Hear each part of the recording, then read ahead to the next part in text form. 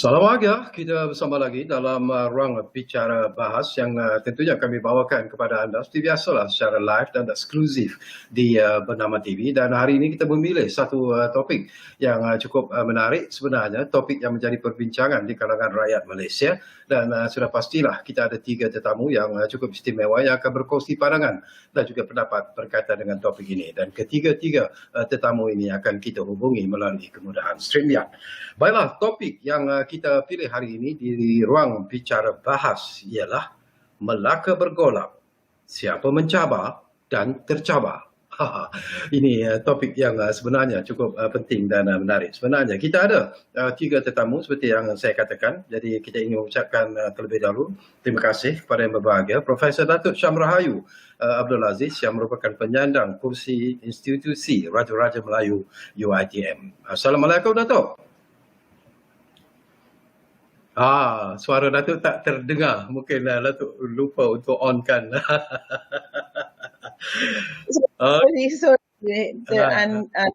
Mute. Waalaikumsalam warahmatullahi wabarakatuh. Terima kasih. Jelas suara Datuk sekarang ini. Baik, kita ada seorang lagi tetamu yang juga akan berkongsi pandangan berkaitan dengan isu ini. Kita ingin mengucapkan sebenarnya selamat datang semula kepada yang berbahagia Profesor Dr. Muhammad Alwi Sari yang merupakan pengerusi Badan Perhubungan Parti Bumi Putera Perkasa Malaysia ataupun Putra Melaka. Jadi Assalamualaikum Prof. Waalaikumsalam warahmatullahi taala wabarakatuh. Alhamdulillah. Apa khabar? Baik, lama kita tidak bertemu. Itulah. Ini sebab COVID ni kita berjumpa. Alhamdulillah sihat adanya. Alhamdulillah. Baik, kita juga ingin mengucapkan selamat datang kepada seorang lagi tetamu yang cukup istimewa sebenarnya bersama kita di ruang bicara bahas ini. Jadi selamat datang kepada yang berbahagia Encik Muhammad Anwar Fahmi Haridas Abdullah yang merupakan penganalisis politik, dan beliau juga merupakan pensyarah kanan di Fakulti Komunikasi dan Pengajian Media di Universiti Teknologi Mara ataupun UiTM Melaka. Jadi Tuan Anwar, apa khabar?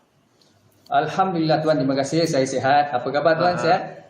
Macam ni lah, Alhamdulillah setakat ini. Baik, ini macam saya katakanlah merupakan topik yang sedang mendapat perhatian sebenarnya. Bukan saja di kalangan ahli politik tetapi rakyat Malaysia dan rakyat Melaka khususnya juga sedang memberi perhatian yang cukup serius tentang senario politik yang berlaku ketika ini di Melaka. Jadi mungkin menarik jugalah kalau terlebih dahulu sebelum saya dapatkan pandangan Syam Rahayu yang mungkin akan bercakap tentang aspek perlembagaan dan sebagainya. Saya nak dapat komen secara ikhlas lah daripada kedua-dua tetamu kita yang kebetulan berada di Melaka, iaitu Profesor Dr. Muhammad Alwi dan juga Anwar Fahmi. Barangkali Prof. Dr. Muhammad Alwi, kita nak tahu jugalah respon dan juga reaksi rakyat Melaka tentang senario politik semasa yang berlaku di Melaka ketika ini. Prof. Alhamdulillah, terima kasih. Sebenarnya untuk maklumat semua, bahawasanya kami sebagai rakyat negeri Melaka rasa terkejut di atas pengumuman pembubaran Dewan Undangan Negeri Melaka, iaitu baru 2-3 hari ini. Walau bagaimanapun sebagai rakyat biasa, and then kita menerima perkabaran ini dengan penuh tanda tanya.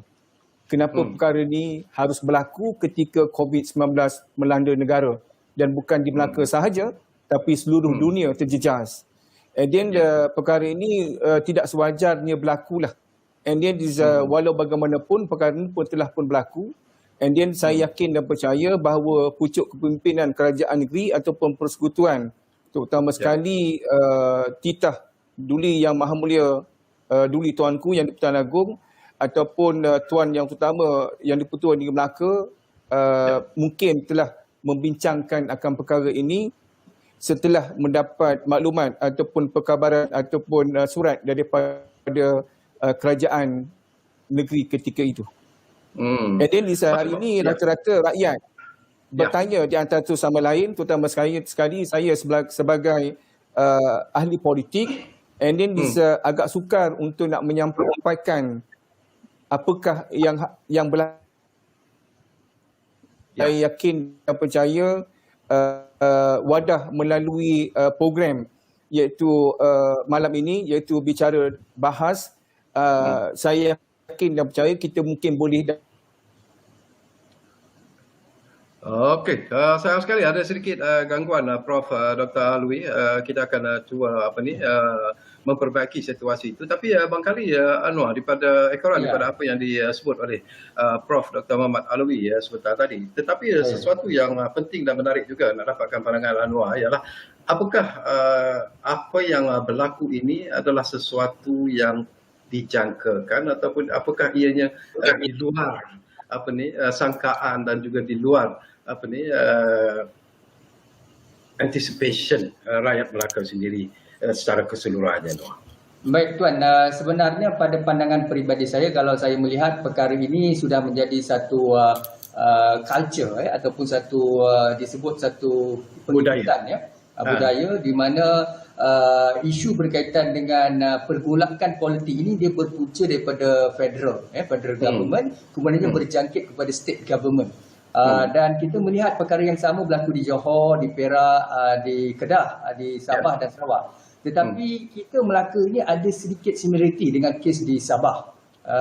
Dan saya melihat kebanyakan negeri lain seperti di Johor, kita keadaannya terkawal, tidak adalah pembubaran DUN. Di Kedah sama, di Perak sama, tetapi di Melaka dan Sabah ini kedua-dua ketua menteri ini, dia bagi pandangan peribadi saya, mereka yang memohon ataupun mengajukan kepada yang di-Pertua Negeri. So bagi saya memang satu perkara yang tidak dijangkakan, tapi isunya adalah perkara ini sudah menjadi trending dan satu ikutan budaya di mana dalam keadaan COVID-19 ini sudah pastilah pelbagai pihak dia mempunyai harapan, khususnya kalau kita melihat kepada keputusan pilihan raya 2018, di mana amanat telah diberikan kepada Pakatan Harapan 60 tahun, hampir 60 tahun Barisan Nasional memimpin Malaysia dalam satu keadaan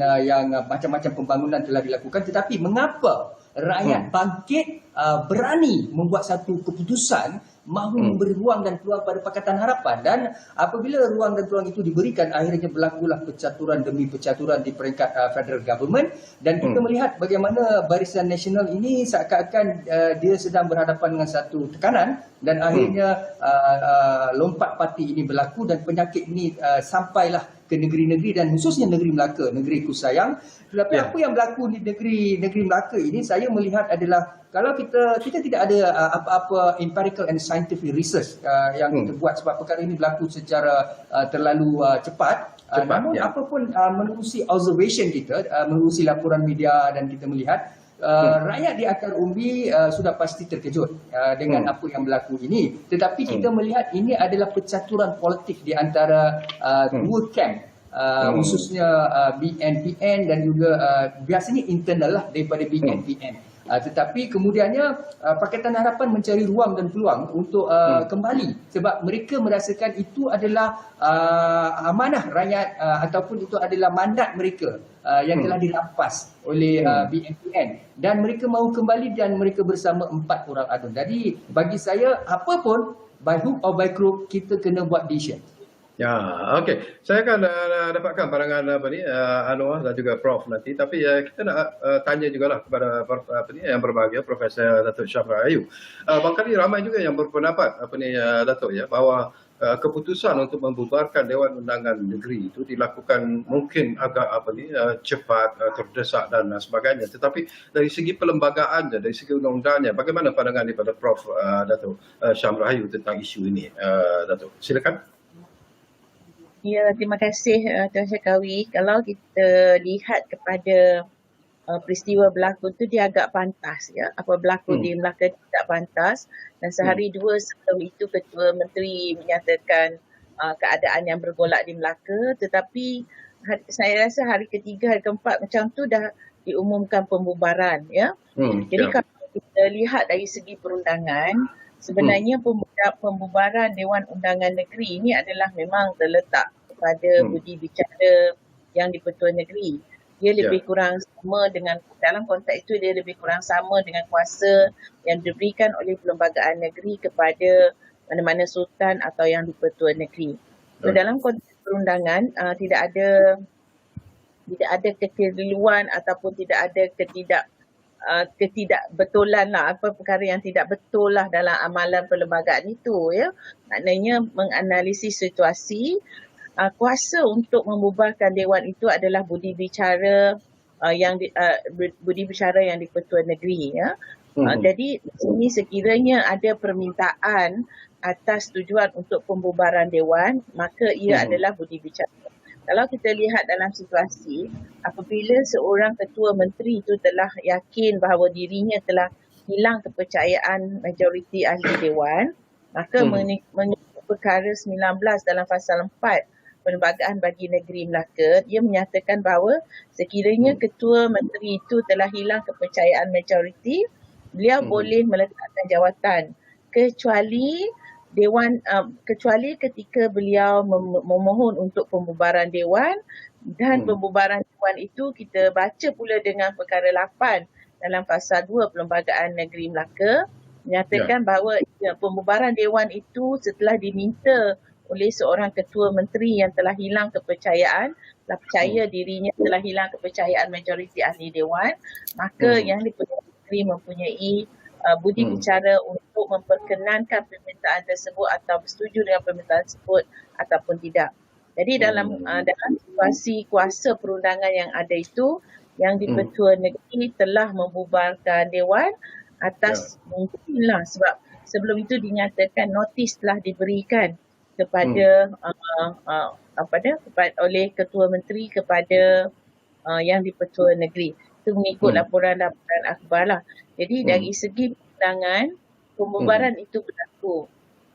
Dan mungkin selepas ini saya mungkin akan ulas apa yang membezakan keadaan negeri Melaka dan negeri Sarawak, sebab kita membandingkan Melaka dan Sarawak. Nanti saya cuba jelaskan selepas ini apa persamaan dan apa perbezaannya. Terima kasih Dr. Syakawi.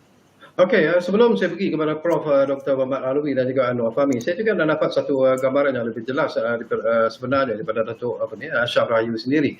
Ada pandangan dan juga pendapat yang mengatakan bahawa keputusan yang dibuat oleh Tuan Yang Utama yang di-Pertuan Negeri Melaka itu mungkin agak pantas dan sebagainya. Ada juga yang mengatakan kenapa tidak dipanggil dulu semua ahli-ahli Exco termasuklah Ketua Menteri untuk berbincang terlebih dahulu sebelum keputusan pembubaran Dewan Undangan Negeri itu dilakukan. Apakah ini juga satu perkara yang mungkin perlu diberi perhatian yang serius oleh semua pihak sebenarnya? Datuk. Mungkin itu adalah pendekatan yang diambil oleh mungkin kita ambil contoh daripada apa yang berlaku pada peringkat persekutuan, peringkat negeri Perak ataupun peringkat negeri Kedah sebelum ini yang pernah berlaku. Kalau mungkin dari segi pendekatan untuk manifestasi daripada peruntukan perlembagaan, mungkin saya elok jelaskan dari segi peruntukan perlembagaan. Apabila seorang ketua menteri atau pada peringkat persekutuan Perdana Menteri itu hilang kepercayaan majoriti seperti yang telah dilakukan oleh Tan Sri Muhyiddin Yassin, beliau telah meletakkan jawatan. Begitu juga apabila seseorang, ia juga mungkin boleh berlaku di Melaka sebab peruntukannya lebih kurang sama. Cuma di Melaka mungkin ketua menteri telah memohon atau meminta yang di-Pertuan Negeri untuk membubarkan dewan. Jadi kalau dalam konteks itu pendekatan yang bagaimanakah yang lebih baik, pendekatan manakah yang lebih baik. Saya tidak mahu mengulas sama ada yang itu lebih baik atau yang ini lebih baik, bubar lebih baik atau tidak bubar itu lebih baik. Saya sebagai dalam disiplin saya sebagai seorang pelajar undang-undang, saya cuma melihat adakah ia dibenarkan oleh undang-undang ataupun tidak. Adakah itu satu peruntukan perlembagaan ataupun itu constitutional requirement untuk seorang ketua menteri, untuk seorang yang di-Pertuan Negeri memanggil satu demi satu. Sebenarnya dalam konteks perundangan dia tidak menyatakan itu adalah wajib dilakukan. Itu tidak wajib dilakukan. Sekiranya sekiranya yang di-Pertuan Negeri fikir bahawa elok untuk bubarkan dewan sebab itu diadakan dalam kuasa budi bicara beliau, budi bicara yang di-Pertua Negeri. Jadi kalau kita kata mungkin pendekatan kefahaman orang politik, mungkin dia mengatakan elok dipanggil satu persatu untuk menentukan sama ada kepercayaan majoriti ataupun ada kepercayaan pada siapa. Maknanya pendekatan untuk tidak bubar dewan itu adalah budi bicara. Tapi dalam konteks ini Prof, Datuk, boleh saya cuba memberikan pandangan dalam saya bersetuju dengan pandangan Prof. Tetapi adakah keadilan itu, walaupun kita merujuk kepada kuasa yang ada pada Yang di-Pertua Negeri, tapi kita melihat bagaimananya lestari kepimpinan Tuanku Yang Pertuan Agong apabila di federal berlaku perubahan kuasa di antara Pakatan Harapan dan juga Perikatan Nasional, dan kemudiannya perubahan kuasa di antara Datuk Seri Ismail Sabri Yaakob dan juga Datuk Seri Anwar, di mana Anwar Ibrahim tidak mendapat. Kita melihat bagaimana santunnya Raja-Raja Melayu, bagaimana hikmahnya Yang Tuan Agong dari segi sebagai the head of the country. Walaupun memang kita melihat kalau merujuk pada Perlembagaan Negeri Melaka, perkara, kalau kita melihat pada perkara 7 kurungan 4, di mana pada ketiga Tuan Adli Zahari menjadi Ketua Menteri dan hilang sokongan majoriti DUN, dan beliau sebenarnya telah menghadap Tun Governor kita yang sebelum ini, iaitu Tun Muhammad Khalil Yaakob, di mana Tun telah menolak permintaan untuk memubarkan DUN ini. Dan saya agak sedikit membawa suara akar umbi, di mana kebanyakan pihak di negeri Melaka dan juga stakeholders lain, mereka terkilan mengapa TYT yang sedia ada, walaupun TYT mempunyai kuasa dari segi fasa, ke fasa 4 perkara 8 Undang-Undang Tubuh Negeri Melaka, untuk mengambil tindakan apabila seorang Ketua Menteri kehilangan kelayakan dan sebagainya. Tapi dalam kes ini kita melihat diplomasi itu tidak diberikan, dan ini menyebabkan stakeholders ataupun sudah pastilah kalau kita sebut dalam politik ini sudah ada pengundi, ada politician, ada pemimpin politik, ada pengundi, ada pelbagai pihak, sarjana, scholars memerhatikan. Tapi kita mahukan keadilan itu diterjemahkan seperti mana yang diterjemahkan oleh Yang di-Pertuan Agong apabila krisis politik berlaku di antara Datuk Seri Anwar dan Tun Mahathir, yang mana konsensus itu tidak berlaku dan Tun meletakkan jawatan. Akhirnya Tan Sri Muhyiddin Yassin dengan majoriti mudah telah mengambil. Tapi di situ Yang Pertuan Agong memanggil semua ahli parlimen, wakil-wakil Presiden Parti untuk ditemu bual, ahli parlimen dan sebagainya. Di situlah kita melihat kesantunan. Tapi di Melaka dibahaskan perkara yang sedemikian. Jadi saya rasa suara yang saya cuba sampaikan hari ini adalah antara yang saya dengar melalui observation saya. Okey, menarik respon daripada Datuk Syam Rahim. Saya lihat macam ni, bila saya lihat pada peruntukan perlembagaan tu, kita nak kata lestari atau tidak lestari, kalau saya orang yang pergi ke mahkamah, saya kata adakah ia sah di sisi undang-undang? Itu satu je. Kalau kita bercakap tentang undang-undang, adakah ia sah di sisi undang-undang ataupun tidak? Jadi lestari atau tidak lestari, adil itu adalah perkara yang sangat subjektif. Sebab undang-undang memberi kuasa budi bicara kepada Yang di-Pertua Negeri. Adakah adil untuk tidak memberikan Yang di-Pertua Negeri kuasa budi bicara beliau untuk beliau laksanakan? Jadi persoalan adil atau tidak adil dalam lensa sains politik atau lensa masyarakat politik itu adalah berbeza daripada lensa perundangan. Jadi kalau saya orang tanya adakah dia sah di sisi undang-undang, jawapan saya sah. Jadi kalau orang kata nak dari segi kelestarian politik tadi, seperti yang saudara sebut tadi, itu adalah satu pandangan yang tidak akan ada hentinya, sebab itu adalah pandangan politik ataupun apa orang panggil, apa yang dimahukan oleh rakyat. Ada setengah juga rakyat mahukan dia dibubarkan, let's go for election, ada juga. Sebab tu kita, pada saya berdiri di tengah-tengah untuk menyatakan adakah ia di bawah undang-undang ataupun tidak. Jadi orang nak komplain kata itu bagus dari segi undang-undang, bagus dari segi politik ataupun tidak, itu pandangan politik masing-masing. Tapi kalau dari segi undang-undang, jawapannya adalah jelas. Adakah pembubaran dewan itu berlaku mengikut undang-undang ataupun tidak? Jawapannya ya. Okey, saya difahamkan mungkin Prof. Alwi juga ingin. Ya. Datuk, saya bersetuju dengan pemahaman. Tapi saya sebagai seorang ahli politik, saya ingin menyatakan keadilan tu harus diberikan kepada keseluruhan ahli Dewan Undangan Negeri di Melaka, sebab Dewan Undangan Negeri Melaka ni hanya ada 28 DUN sahaja.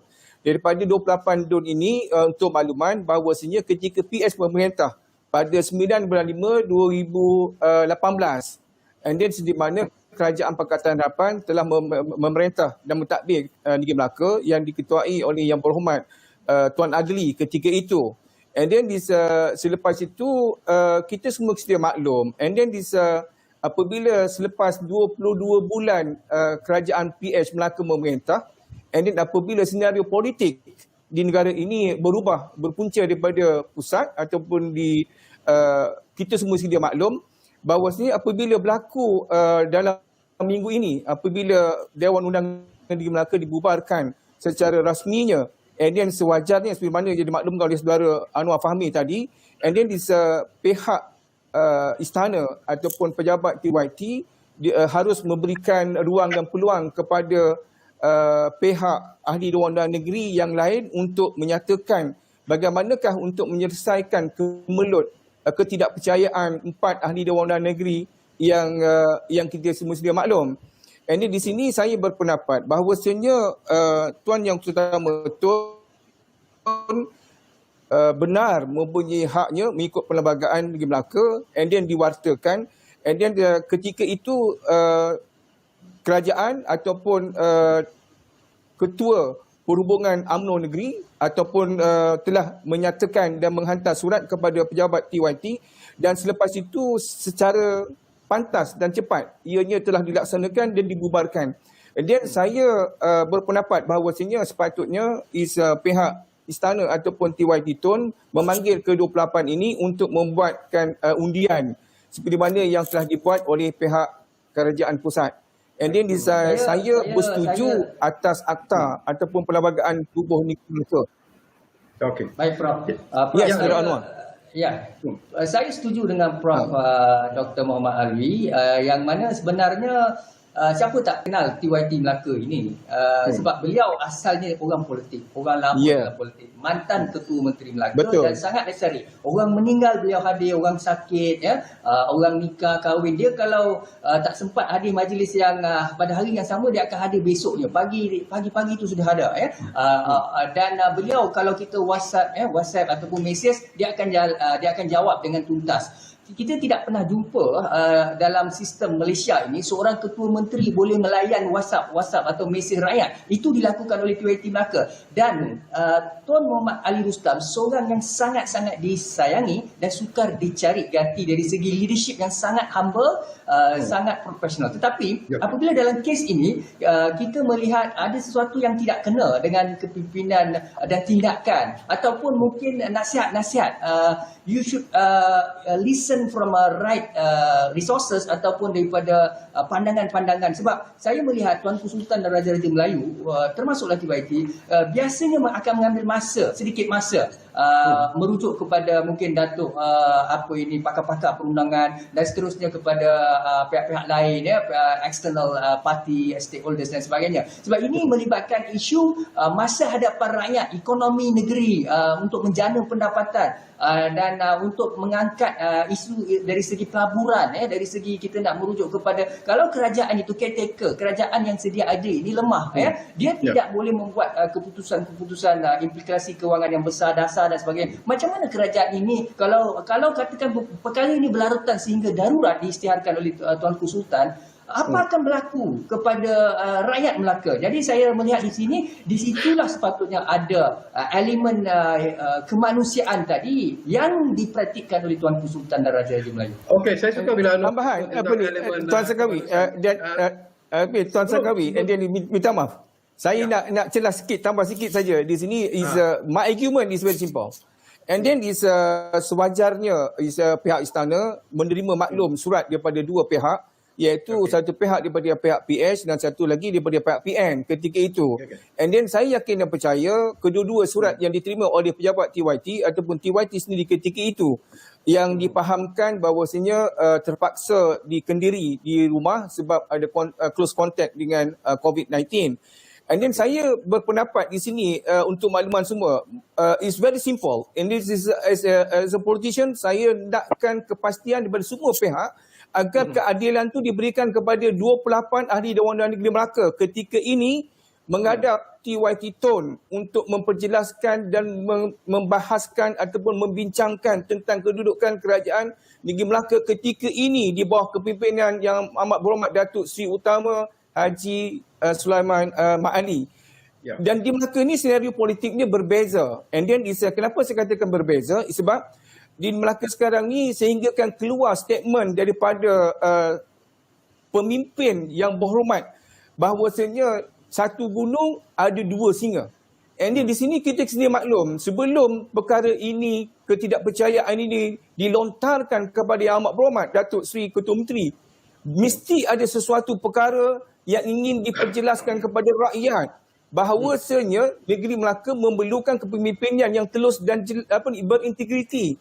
And then saya sebagai ahli politik ingin menyatakan di sini bahawasanya saya hendakkan kedua-dua pihak ini dipanggil menghadap, diberi ruang untuk memperjelaskan kedudukan yang sebenar, kenapa harus mereka menarik diri. 4 orang, bukan 1 orang, bukan 2 orang, 4 orang menarik diri.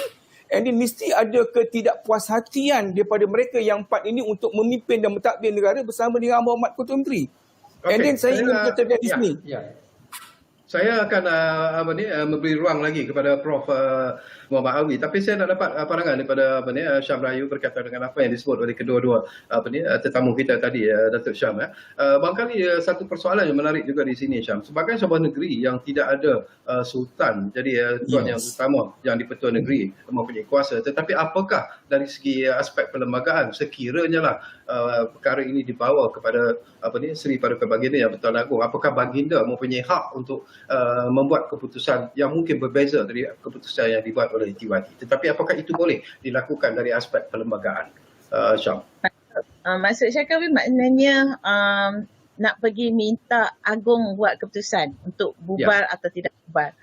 Tak boleh sebab itu adalah urusan negeri. Cuma kalau dari segi undang-undang, apa yang Agong boleh buat ialah pengisytiharan darurat lah.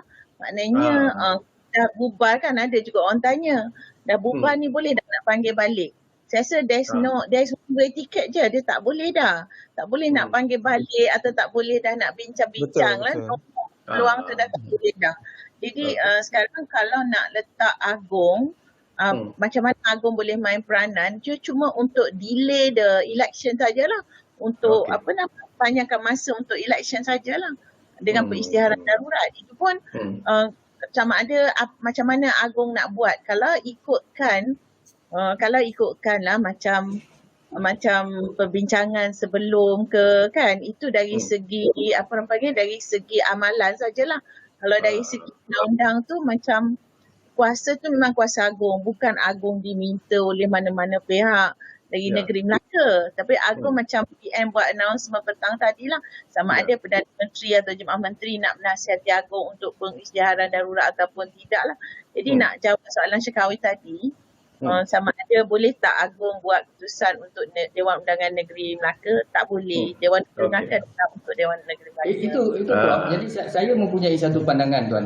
Sebenarnya apa yang Prof mengatakan, kita dah melalui satu phase yang mana sepatutnya seperti mana Prof Dr. Muhammad Alwi sebut dan saya dan juga kita bincangkan, TYT Melaka seorang yang sangat lestari sepatutnya mengikut track record Tuanku dan Tuanku Sultan Raja Melayu berdiplomasi dan berbincang dengan pihak-pihak khususnya 4 orang adun dan juga 11 lagi adun PH. Tetapi ini tidak berlaku dengan satu tindakan yang mungkin atas nasihat-nasihat tertentu, urgent, immediate action telah diambil. Tetapi kali ini kita mengharapkan Tuanku Sultan dan Raja Melayu, khususnya Yang Bertuan Agong dapat membuat satu keputusan. Sebab itulah harapan daripada saya melihat daripada stakeholders di Melaka, suara-suara di Melaka, siapa yang mahukan darurat, yang mana antaranya pemuda UMNO Malaysia mencadangkan supaya darurat diisytiharkan sehingga 4 atau 2 Februari 2022. Dan ini memberi kesan kepada ekonomi, pembangunan ekonomi dari segi pelaburan, ya, dari segi kuasa kerajaan caretaker ini, dan kita sudah dapat 2 dos vaksin, vaccination, dan kita tahu negara-negara seperti Australia, New Zealand, Singapura, di mana Amerika, dalam suasana COVID mereka menjalankan dengan SOP yang ketat. Walaupun kita tahu ceritanya di Sabah, tetapi kita perlu ingat norma baru. Kalau dalam sistem pendidikan, kita tidak boleh berhadapan dengan COVID, kita mengajar pelajar-pelajar dengan ODL virtual. Tetapi nak tanya pasal pilihan raya, kita nak tanya SPR, kita nak tanya kerajaan, kita nak tanya institusi-institusi berkaitan. Mengapa mereka tidak mahu berubah kepada National Blue Ocean Strategy? Pemikiran kritikal. Kenapa tak nak buat online? Kenapa tak nak buat e-voting? Ada macam-macam. Asyik-asyik fokus kepada darurat. Jadi ini memberi kesan. Sebab itulah Allah kata Allah tak akan ubah nasib satu kaum, melainkan kaum itu mengubah nasibnya sendiri. Okey. Menarik apa dia Anwar Fahmi. Relax buat seketika.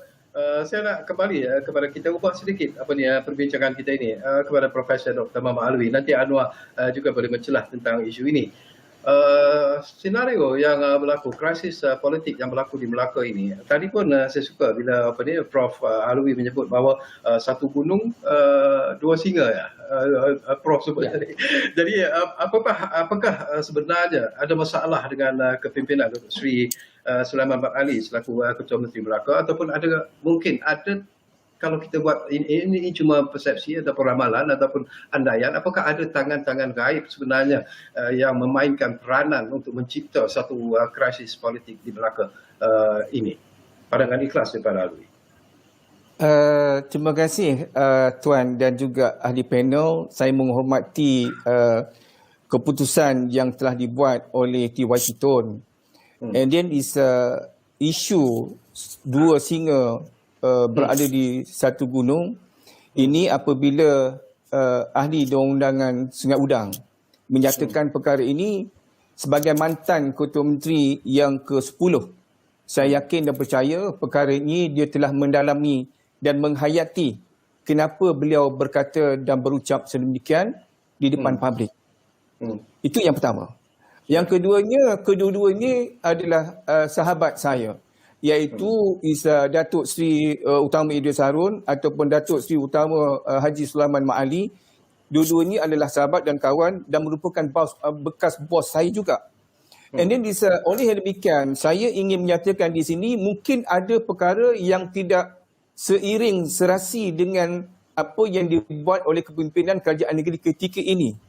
And then sehingga membuatkan ahli Dewan Undangan Negeri Sungai Udang menyatakan dan mengundurkan diri sehari ataupun 2 hari sebelum saya mengikuti perkembangan politik di negeri Melaka dan juga tanah air. Dan apabila yang berhormat Datuk Seri Adun Sungai Udang menyatakan pada dasarnya menyokong kepemimpinan Datuk Seri Ketua Menteri ketika itu. Sehari selepas itu, and then yang berhormat Datuk Seri Utama Don Sungai Udang menyatakan menarik diri sehingga keluar, and then mengundurkan diri sebab tidak percaya ke atas kepimpinan yang sedia ada. Sebabnya saya beranggapan bahawasanya berlaku senario bahawa satu pentadbiran ada 2 pemimpin yang harus diberikan tanggungjawab. Jadi oleh demikian, untuk makluman Tuan Zakawi dan juga ahli panel, saya duduk di Melaka ni dah lama dan kita tahu bagaimana dan kenapa senario ini berlaku. And then saya ingin menyatakan di sini adalah ketidakpuashatian di atas pengurusan dan pentadbiran kerajaan negeri. Saya yakin dan percaya bahawasanya Datuk Seri Utama Idris Harun adalah orang yang berpengalaman dalam politik tanah air, pernah menjawat jawatan sebagai Timbalan Menteri dan pernah menjawat jawatan sebagai Ketua Menteri Melaka. And then daripada 2013 sehingga 2018, yakin dan percaya mungkin ada perkara-perkara yang membuatkan keempat-empat ahli Dewan Undangan Negeri ini keluar dan menyatakan ketidakpuashatiannya untuk menyokong pengurusan pentadbiran kerajaan negeri yang diterajui oleh Yang Berhormat Datuk Seri Ketua Menteri. And then kenapa Datuk Seri Don Sungai Udang menyatakan sedemikian? Mesti ada sebab-sebab yang membuatkan dia menyatakan secara terangan. And then oleh itu, Ya, Prof. Anwar. Saya setuju. Saya melihat dia sebut two lion in a mountain. Maknanya ada dua singa dalam satu kepimpinan itu. Ini separation of power. Sebab itu Prof. Datuk bahagian perundangan yang Arif ada di sini. Saya melihat retorik dari segi kepimpinan itu. Separation of power itu berlaku atau tidak. Baik di federal atau state. Di antara executive, legislative, judiciary. Inilah yang kita sebut ngomong-ngomong kosong kata orang Jawa. Maknanya di sini apa yang didedahkan oleh mantan Ketua Menteri Melaka Idris Harun. Siapa tak kenal Datuk Seri Insinyur Idris Harun. Dia sangat tegas. Dan Idris Harun ini dia memang ekstrim sokongannya kuat sangat sokongannya kepada UMNO. Dan kita melihat daripada dulu UMNO dan Barisan Nasional. Apa yang berlaku adalah beliau mendedahkan isu berkaitan dengan campur tangan penguasaan projek-projek di negeri Melaka dan juga isu royalty pasir dan sebagainya melibatkan ketirisan ataupun campur tangan. Decision making telah dibuat oleh Exco Kerajaan Negeri, tetapi akan ada tangan-tangan gaib ini yang dirujuk kepada Speaker Dewan dan sebagainya. Ini kenyataan yang keluar daripada mulut mantan Ketua Menteri dan sebagainya. Saya melihat kepada accountability dan integriti. Walaupun UMNO di Malaysia ni kita melihat kenapa rakyat menolak BN dan UMNO dalam pilihan raya kelepas, banyak skandal, banyak kes integriti. Ini perkara yang benar melibatkan Wal Malaysia Dana dan melibatkan berbagai isu lain, GST dan sebagainya. Dan ini menyebabkan kes-kes prosedur mahkamah sedang berjalan. Ini menyebabkan imej reputasi UMNO dan BN itu merudum dan dalam masa yang sama mantan Ketua Menteri Melaka ini menyatakan bahawa beliau yakin dan percaya kalau inilah gayanya, kalau inilah kepimpinannya, UMNO tetap akan kalah dan tewas dalam pilihan raya. Dan apabila timbul integriti dan accountability, maka seorang ketua menteri yang sebenarnya memang fanatik ekstrim dengan UMNO BN ini boleh bersuara sedemikian. Maka bagi saya Anwar, saya ingin Tuan Syarkawi, saya ingin menyentuh sikit tambahan daripada apa yang dimaklumkan oleh Datuk dan juga oleh Tuan Anwar. And then sebenarnya saya yakin dan percaya, and then dalam pengurusan pentadbiran kerajaan negeri yang dipimpin oleh Ketua Menteri sedia ada, kadang-kadang keputusan yang tidak dibuat, haruskah kita merujuk kepada orang lain untuk kita membuat sesuatu keputusan? Sebagai Ketua Menteri, kita harus buat keputusan di atas kebertanggungjawapan kita.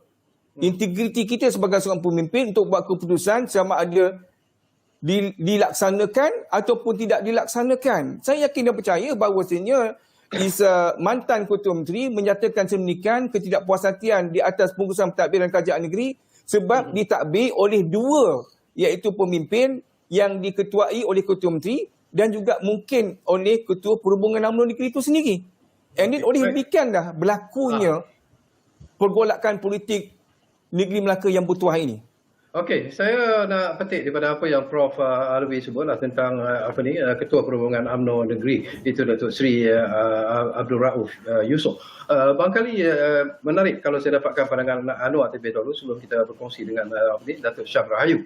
Saya baca statement yang dibuat oleh beliau, iaitu saya tidak pernah memilih duri atau daging semasa mereka dipilih sebagai exco dan diberi kepercayaan untuk bekerja bersama Ketua Menteri. Tetapi hari ini mereka telah membuktikan bahawa mereka adalah duri yang sebenarnya. Jadi pandangan daripada Anwar Fahmi. Baik, bagi saya kita boleh berprinsip mempunyai dari segi pandangan yang sama dalam kepimpinan, tetapi kita mesti juga mengutamakan integriti dan accountability. Sebab itu saya ingat lagi Insinyur Idris Harun dulu dia menyebut beliau pernah menyatakan bahawa dalam UMNO sendiri ramai ahli ataupun pihak pengurusan kepimpinan peringkat bahagian dan mungkin peringkat tertinggi, mereka berpura-pura menyokong UMNO, sebenarnya mereka tidak menyokong UMNO. Itu kenyataan keluar daripada mulut Insinyur Idris Harun. Tetapi hari ini saya melihat beliau, saya terkejut kerana beliau mempunyai integriti dan accountability. Beliau menyebut bahawa saya tidak mahu bersekongkol dengan kepimpinan yang melakukan ketirisan, rasuah, salah guna kuasa, menipu orang Melayu, menipu orang Cina, India, Melayu, Cina, Sabah, Sarawak, Kadazan, Portugis asli. Di Melaka kita tidak ada Sabah, Sarawak, tetapi yang kita ada Portugis asli, Melayu, Bumiputera, India, Cina. Dan apabila saya dengar mantan Ketua Menteri ini menyatakan bahawa walaupun beliau diberi ruang dan peluang, beliau adalah di mana Ketua Menteri Melaka, mantan Ketua Menteri Melaka, di bawah kepimpinan beliau lah, bukan Melaka ini kalah, bukan di state saja, malahan di federal memang PH memenangi banyak kerusi parlimen dan DUN. Tapi kita melihat bagaimana keadaannya, Idris Harun dengan beraninya bersama beberapa adun yang lain tidak mahu bersekongkol dengan kepimpinan. Kita tidak kira siapa, sama ada mereka pemimpin Pakatan Harapan atau Barisan Nasional. Kita tidak kira siapa mereka, adun atau ahli parlimen. Tetapi kita mesti pegang kepada titah. Contohnya Tuanku Sultan Selangor telah menyatakan, dia memanggil Datuk Seri Azam Baki daripada SPRM dan menyatakan bahawa hasrat Tuanku Sultan Selangor, Tuanku Sultan tidak akan beri ruang dan peluang kepada mana-mana individu yang terlibat dalam rasuah atau kleptokrat. Begitu juga Tuanku Sultan Yang Tengah Agung telah menyatakan bahawa wakil rakyat mesti membuat kerja-kerja turun padan dan jangan terpalit dengan rasuah. Tetapi itulah yang saya harapkan daripada Tun Muhammad Ali Rustam. Kerana Tun Muhammad Ali Rustam benchmark, ikon. Beliau patut melihat kepada laporan-laporan terlebih dahulu dan melihat kepada apa yang berlaku. Idris Harun adalah antaranya Ketua Menteri Melaka, Adli Zahari Ketua Menteri Melaka, Sulaiman Mak Ali Ketua Menteri Melaka, termasuk kita punya TYT memang asalnya Ketua Menteri Melaka. Dan saya mengharapkan dan rakyat mengharapkan supaya TYT Melaka mempunyai satu dasar warsa perjuangan blueprint untuk mencegah rasuah habis-habisan dan jangan beri peluang. Ya. Baik, saya dah dapat pandangan Profesor Datuk Syah Melayu. Ini berkaitan Datuk Syah tentang caretaker government yang wujud sekarang ini di Melaka, di mana masih lagi memberi ruang kepada Datuk Seri Sulaiman Mat Ali untuk sebagai mengepalagi caretaker government ini. Ada juga dari segi perlembagaan apakah itu boleh dilakukan. Ada juga yang mengatakan bahawa kalau dalam situasi sekarang ini apabila DUN dibubarkan, sepatutnya lah bila kita sebut tentang caretaker government ini yang seharusnya menjalankan tugas-tugas kerajaan negeri Melaka dalam situasi begini ialah sesuatu kerajaan. Tapi mungkin apakah ini tidak melanggar sebarang perkara dalam perlembagaan dan juga perundangan. Datuk Syah. Baik, boleh saya cerita sikit dululah tentang caretaker government dekat Malaysia lah kan. Kalau kita lihat kepada perlembagaan persekutuan pun istilah caretaker itu tidak diwujudkan ataupun tidak ada. Istilah caretaker itu tidak ada. Tapi dalam amalannya kita gelarkan sebagai caretaker apabila dewan dibubarkan, sama ada peringkat persekutuan atau peringkat negeri. Apabila dewan dibubarkan, jemaah menteri yang sebelum itu dianggap sebagai caretaker government walaupun istilah itu tidak digunakan, ya. Namun dia ada caretaker government, ya. Caretaker ni biasanya dikekalkanlah jemaah menteri yang sebelum ini atau MMK lah, Majlis Mesyuarat Kerajaan sebelum ini dikekalkan. Tetapi pada masa yang sama ketua menteri, ya, kalau peringkat persekutuan yang di-Pertuan Negeri, kalau pada peringkat persekutuan yang di-Pertuan Agong boleh melantik ahli Dewan Rakyat semasa dalam keadaan parlimen terbubar, atau di peringkat negeri yang di-Pertuan Negeri boleh melantik ahli Dewan Undangan Negeri pada ketika kerajaan bubar, ya. Saya tidak tahu, saya fikir tak ada dalam peruntukan perlembagaan untuk menyatakan bahawa setiausaha kerajaan yang melaksanakan tanggungjawab. Maknanya ia seolah-olah menyatakan bahawa apabila Dewan Undangan Negeri bubar, semua orang dah tak boleh pegang jawatan dalam MMK, Majlis Mesyuarat Kerajaan atau ESCO.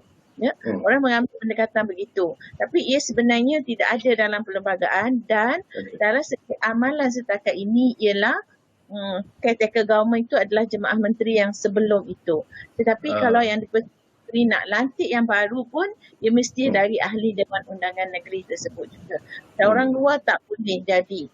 Jadi tapi ketua setiausaha SUK, setiausaha kerajaan negeri itu melaksanakan urusan pentadbiran di bawah juga kuasa yang ada pada quote unquote caretaker lah, ya, jemaah menteri yang sebelum itu atau MMK sebelum itu lah. Okey, pilihan raya negeri seharusnya diadakan kalau mengikut perlembagaan dalam masa 60 hari, Profesor Muhammad Alwi, ya, selepas Dewan Undangan Negeri dibubarkan. Tetapi ramai parti-parti politik termasuk baru-baru ni pun saya terbaca PKR sendiri pun tidak bersetuju supaya pilihan raya negeri ini diadakan dalam keadaan kita sedang menghadapi pandemik COVID-19 ini. Jadi pada pandangan Prof Alwi, apakah mungkin ialah mungkin peraturan ataupun undang-undang darurat akan diumumkan dan ini mungkin akan memberikan sedikit kelegaan kepada rakyat Melaka, tidak perlu mereka turun mengundi dalam situasi pandemik COVID-19 yang mungkin kelihatan agak reda tetapi masih lagi ada pada kategori yang membimbangkan kita sebenarnya. Komen Prof Alwi, apakah anda bersetuju dengan perkara ini? Pada hemah dan pendapat saya, sekiranya kedudukan di antara ahli Dewan Undangan Negeri hari ini iaitu 11 PH, tinggal 13 PN dan 4 ini belum memihak ke mana-mana.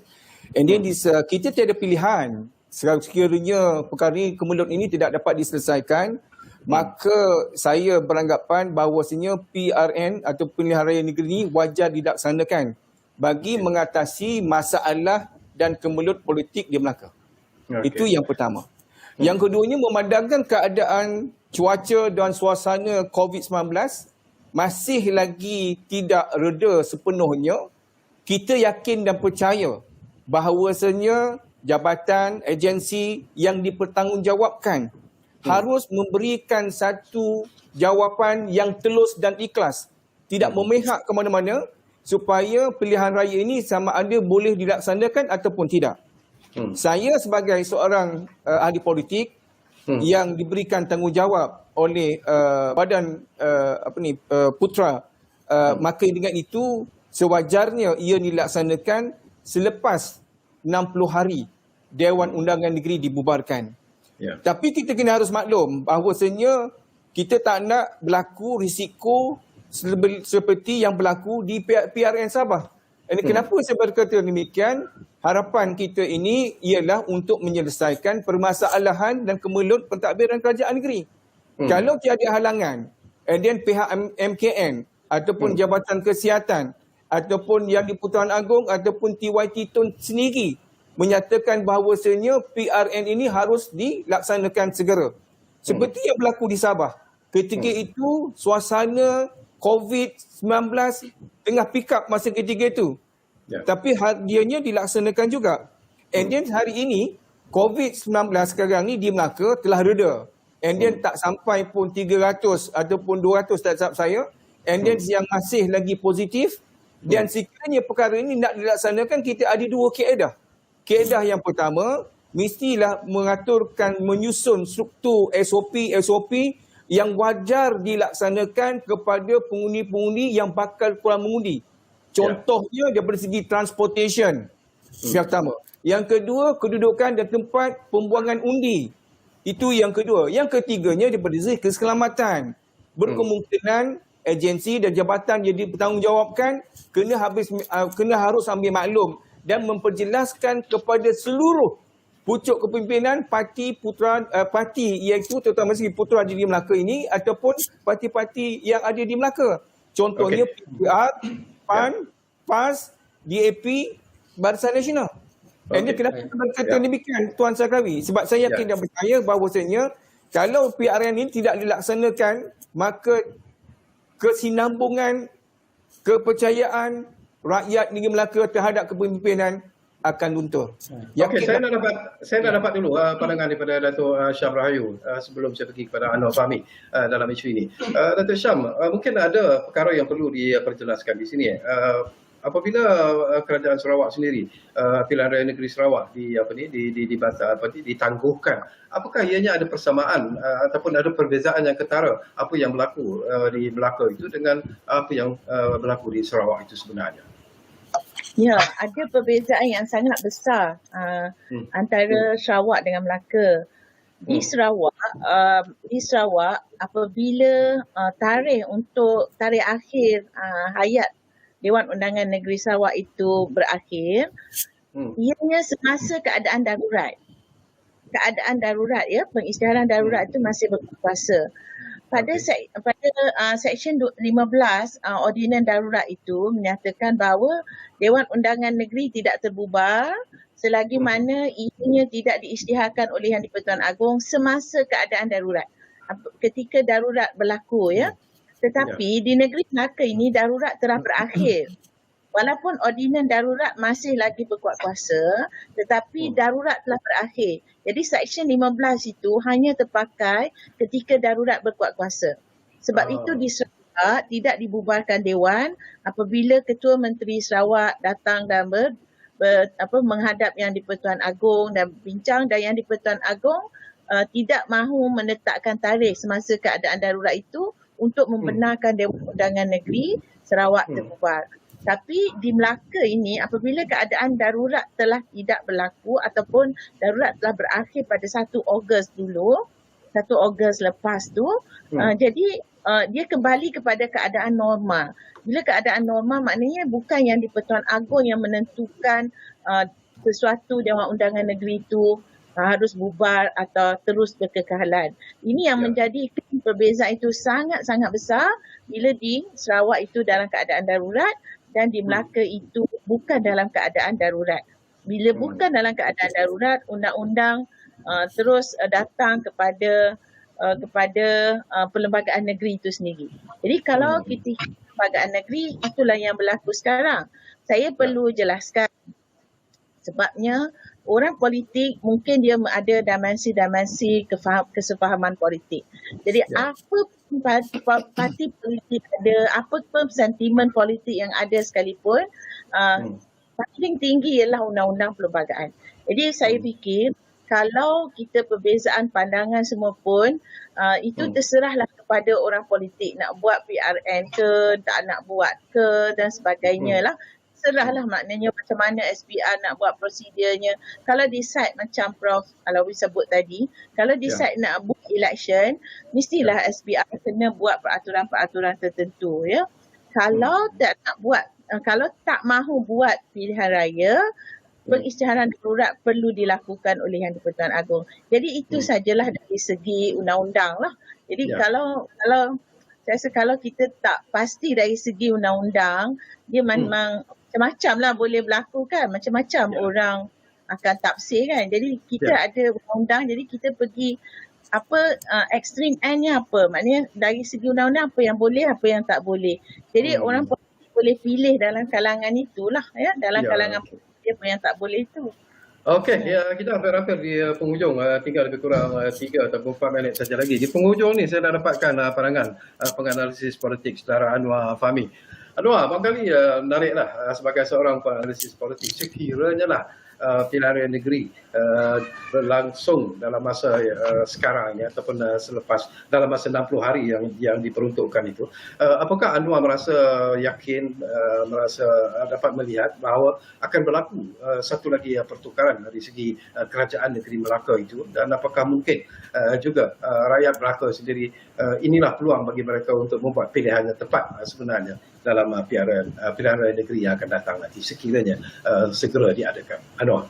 Baik, yang pertama sekali kita mendoakan supaya satu tindakan keputusan yang terbaik dilakukan win-win situation lah, menang-menang kepada rakyat dan juga kepimpinan negara, dan kita perlu mencegah ancaman COVID ini. Tetapi kita tidak boleh berpegang ataupun terlalu ke belakang, di mana kita tidak tahu solusi. Asyik-asyik COVID, segala pilihan raya tidak boleh dijalankan dan kita extend kepada darurat. Jadi bagi saya, kemungkinan besar akan berlaku di negeri Melaka. Saya melihat kalaulah 4 orang adun ini, adun yang antaranya adalah Engineer Idris Arun dan beberapa adun lain, bergabung dengan Pakatan Harapan, dan kita melihat kekuatan Pakatan Harapan. Rakyat sedikit kecewa dengan apa yang berlaku di Melaka kerana mandat Pakatan Harapan telah dirampas dalam satu keadaan adun lompat parti. Begitu juga 4 orang adun ini membongkar penyelewengan salah guna kuasa, dan Idris Harun telah menyatakan bahawa beliau akan turun padang dan membongkar segala-galanya, akan memberitahu kepada rakyat dan akan membela rakyat, khususnya untuk mencegah pengkhianatan dan sebagainya. Ini adalah kata kunci yang digunakan, dan saya yakin dan percaya kalau gabungan ini berlaku di antara 4 orang bersama Pakatan Harapan di Melaka, sudah pasti sudah pasti akan berlaku satu lagi pembaruan di mana kemungkinan akan berlaku kepimpinan baru. Tetapi isunya di sini akan timbul two lion in a state, which is Idris Arun sendiri sebagai mantan Ketua Menteri Melaka telah menyatakan beliau sudi menjadi Ketua Menteri Melaka bila-bila masa. Dalam masa yang sama, Adli Zahri juga mahu menjadi Ketua Menteri Melaka. Jadi dua-dua pihak ini pernah menjadi Ketua Menteri dan dua-dua ada harapan dan komitmen. Jadi di sinilah krisis politik yang satu lagi akan berlaku dan saya yakin isunya takkan selesai. Jadi bagi saya amat sukar, tetapi kemenangan untuk Pakatan Harapan itu tinggi. Cuma sentimen pengundi Melayu kurang sikit kepada DAP. Saya terpaksa terus terang kerana Bumi Putera Melayu agak sedikit sangsi dengan Saya Tuan Sarkawi, Satu minit. Tuan Saudara Anwar, and then saya nak sambut sikit apa yang dimaklumkan oleh Datuk tadi. SPR harus mempercepatkan proses sama ada ingin melaksanakan pilihan raya PRN. ataupun di sebaliknya. Sekiranya darurat diisytiharkan, maka caretakernya iaitu Yang Berhormat Setiausaha Kerajaan Negeri. Adakah beliau mampu mengurus mentadbir, sedangkan SUK yang baru ini adalah orang baru dan baru berkhidmat di Melaka, memegang dan menjawat jawatan sebagai Setiausaha Kerajaan Negeri. Adakah mampu beliau melaksanakannya untuk mentadbir mengurus ekonomi rakyat yang sedang dilanda COVID-19 hari ini? Oleh yang demikian, saya menyatakan bahawasanya PRN harus dilaksanakan sekiranya darurat tidak diumumkan. Terima kasih kepada Profesor Dr. Muhammad Alwi. Terima kasih kepada Muhammad Anwar Fahmi kerana sudi bersama dengan kita. Dan tentunya tinggi-tinggi terima kasih kepada yang berbahagia Profesor Datuk Syaf Rahayu Abdul Aziz. Pandangan-pandangan yang cukup menarik, panas, tetapi bagi saya ialah ini sesuatu yang menarik. Sebab itu kita namakan ruang bicara bahas.